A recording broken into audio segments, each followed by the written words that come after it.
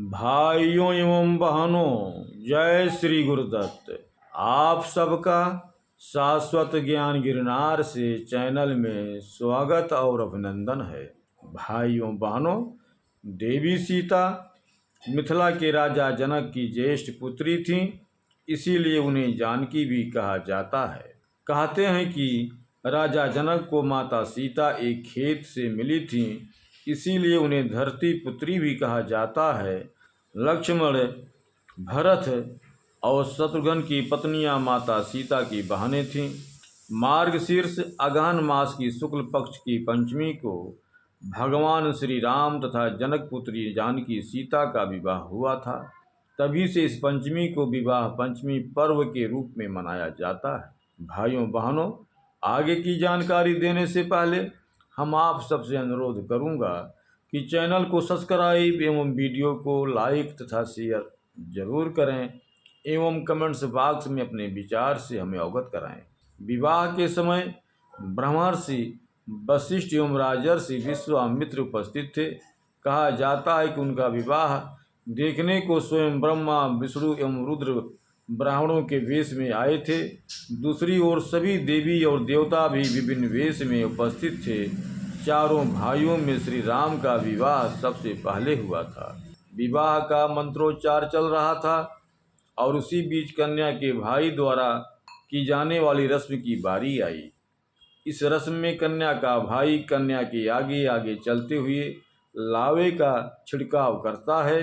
विवाह करवाने वाले पुरोहित जी ने जब इस प्रथा के लिए कन्या के भाई को बुलाने के लिए कहा तो वहाँ समस्या खड़ी हो गई, क्योंकि जनक का कोई पुत्र नहीं था।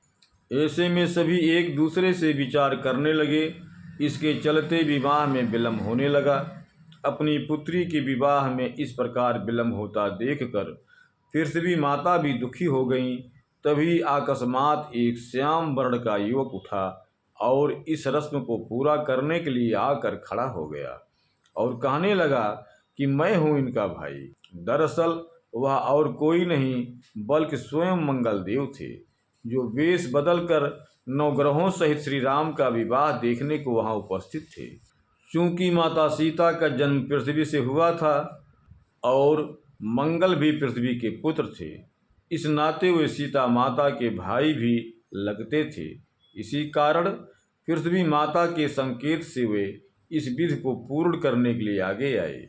अनजान व्यक्ति को इस रस्म को निभाने को आता देखकर राजा जनक दुविधा में पड़ गए। जिस व्यक्ति के कुल गोत्र एवं परिवार का कुछ अता पता न हो, उसे वे कैसे अपनी पुत्री के भाई के रूप में स्वीकार कर सकते थे। उन्होंने मंगल से उनका परिचय, कुल एवं गोत्र पूछा। राजा जनक के आपत्ति लिए जाने के बाद मंगल देव ने कहा, हे राजन, मैं अकारण ही आपकी पुत्री के भाई का कर्तव्य पूर्ण करने को नहीं उठा हूँ। मैं यह कार्य के सर्वथा योग्य हूँ। अगर आपको कोई शंका हो तो आप महर्षि वशिष्ठ एवं विश्वामित्र से इस विषय में पूछ सकते हैं। ऐसी बाणी सुनकर राजा जनक ने महर्षि वशिष्ठ एवं विश्वामित्र से इस बारे में पूछा। दोनों ही ऋषि इस रहस्य को जानते थे, अतः उन्होंने इसकी आज्ञा दे दी। इस प्रकार सभी की आज्ञा पाकर मंगल देव ने माता सीता के भाई के रूप में सारी रस्में निभाईं। हालांकि इस घटना का उल्लेख रामायण में बहुत कम ही मिलता है। भाइयों बहनों, अब हम अपने शब्दों को यहीं पर विराम देता हूँ। पुनः मिलेंगे अगले वीडियो में। जय श्री गुरुदत्त, जय श्री गुरुदत्त।